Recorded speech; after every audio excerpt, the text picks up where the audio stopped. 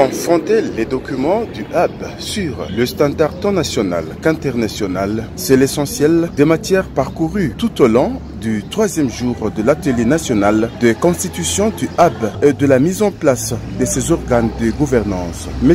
Nyambelo Potensa, coordonnateur du leadership provisoire du hub RDC, explique. C'était une continuité de la journée d'hier et c'était un alignement entre le travail au niveau national et international et aussi la conformité ou la clarification de chaque article à tous les participants. De manière que quand nous reverrons demain, qui est le dernier jour, nous validerons un document où nous tous, nous comprenons les tenants et les aboutissants. Je vous remercie. Dans son intervention sur l'innovation apportée au hub, M. Gang Karoumé a déclaré que cette approche est une nouveauté où on voudrait expliquer, impliquer la communauté dans l'identification de ces problèmes et dans la conception des solutions. C'est la communauté elle-même qui va proposer des solutions et des solutions innovantes. Alors, on doit sortir des sentiers bâtis. Il pleut, nous faisons des digues. Mais est-ce qu'il n'y a pas d'autres alternatives aux digues? Et ces alternatives aux digues, ce sont les communautés, les membres de communautés elles-mêmes, les membres de communautés eux-mêmes qui vont identifier ces alternatives. Et maintenant, ces alternatives-là, une fois qu'on les a sérieusement questionnées, on a regardé tous les contours de ces alternatives, on va les amener en laboratoire. En laboratoire, c'est-à-dire on va les financer, on va faire un petit financement pour voir comment est-ce que ces innovations peuvent fonctionner.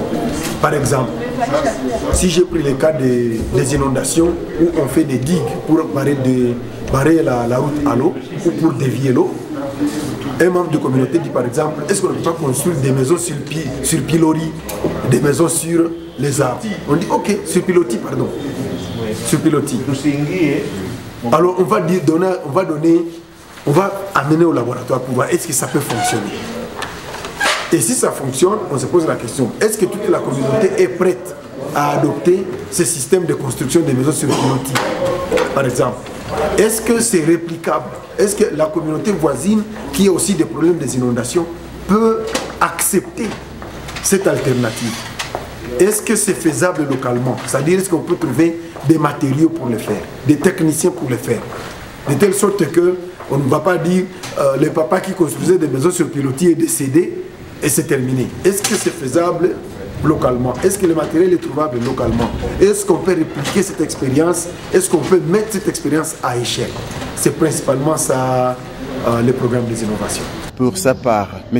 Yves Kachi a défini le plan d'affaires durable HAB comme étant le plan stratégique qui va orienter toute l'action durable pendant les 5 prochaines années.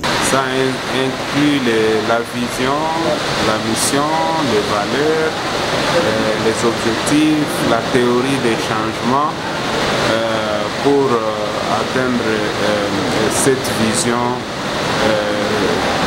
qu'on a formulée pour les hubs RDC. Donc il était question de mettre à jour ou de mettre tous les participants sur les mêmes pieds d'égalité par rapport au contenu de ces plans d'affaires pour qu'ils puissent l'amender et les valider parce qu'en fin de compte c'est leur document. Le plan d'affaires par rapport au...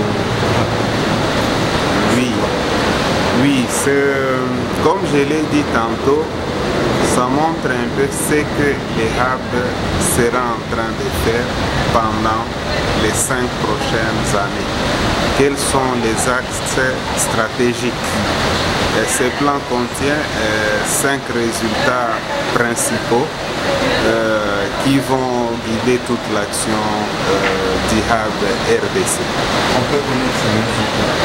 Oui, parmi les résultats, c'est de s'assurer que les communautés ont mis en œuvre des systèmes d'alerte précoce qui leur permettent de réagir à temps afin d'être proactifs et non réactifs comme il est le cas pour le moment où on attend que la crise surgisse pour commencer à jouer au sapeur-pompier, alors que si on faisait l'anticipation, on limiterait les dégâts et on réduirait l'impact de la catastrophe. Le 4e jour, qui est le dernier, sera consacré à la poursuite des échanges du 1er, 2e et 3e jour, suivi de l'adoption et signature de la déclaration de constitution formelle du HAB RDC.